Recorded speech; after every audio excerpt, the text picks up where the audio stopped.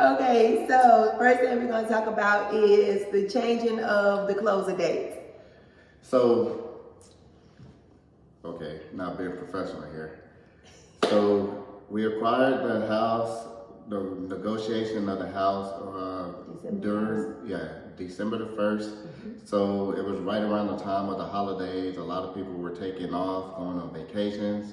So when it came time for closing date, a lot of people were not in the office at the time, and it kept pushing the date back. So we eventually had to close in 2026, early January 2026. That's when everybody finally caught up, we're back in the office, and now everybody's on the same page.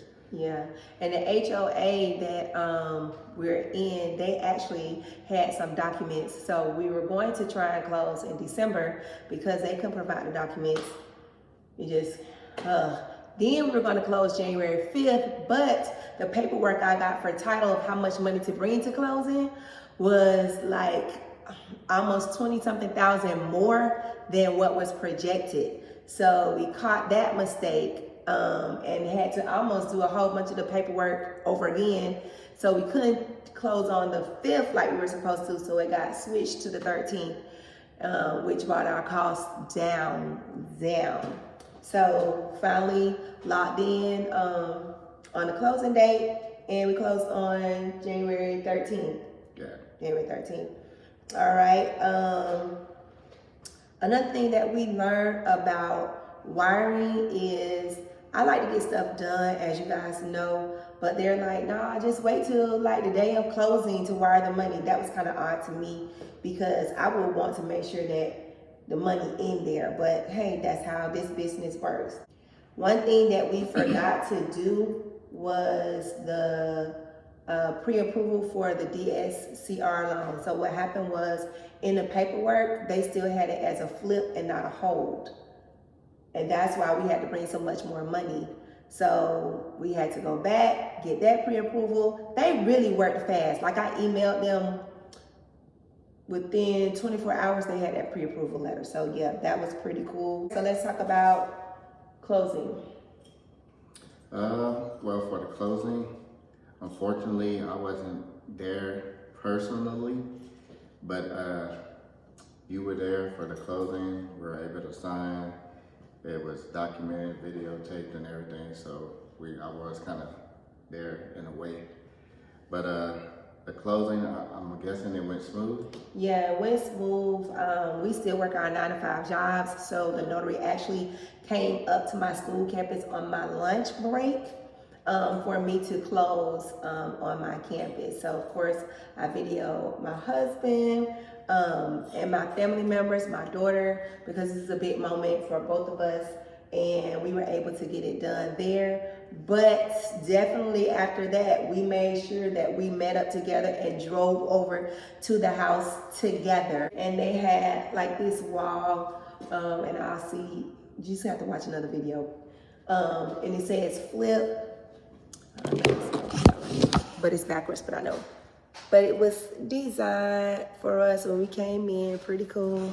It said flip, and so we were actually able to walk the property, get some social media content, and we didn't come back the next day. We had a basketball game to go to, but we're back today. Today is day 3, okay, of the project. This project is only supposed to take about 3 weeks, yeah, or give or take. Okay, 3 weeks, and I mean we are like. So, from my understanding, so far, the plumber has been here and the electrician has been here. They've, started measuring and cutting out some of the settings for like the bucket lights throughout the house. So they're preparing for that. Looks like the plumber started removal of the old countertops and cabinetry, both in the kitchen and upstairs in both bathrooms. So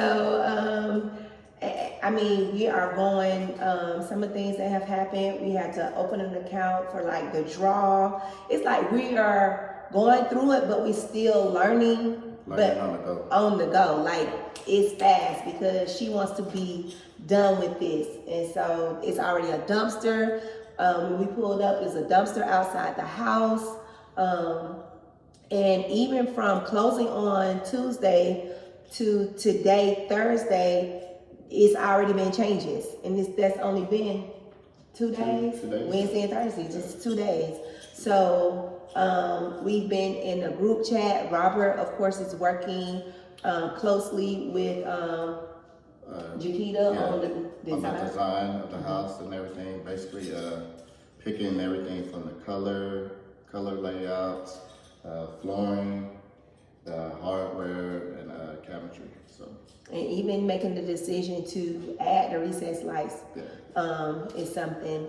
So we are definitely following her lead, but she's allowing us to continue. Have our stamp throughout the house, basically. And so one thing that I know that I'm working on is trying to make sure every single thing that we're buying, that I'm learning to put it in her data. I'm about to say data, so I'm an educator. In her tracker, so we can keep a running tab on what we're spending money on.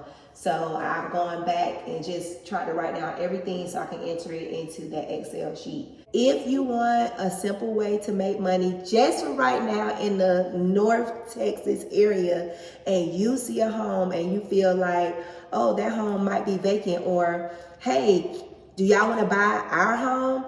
Y'all make sure y'all hit us up. I'll add our email and our business contact information in the description. But we're looking for our next property. Like, we have this and we're on the road and we're 3 weeks, but we're looking for our next thing. So if you have a house, you trying to sell it, you ain't trying to fix it up, we have a mentor that's going to help us. We're going to work it out. Contact us because we buy houses. All right. We still ain't got no clothes. So close because we closed. Bye.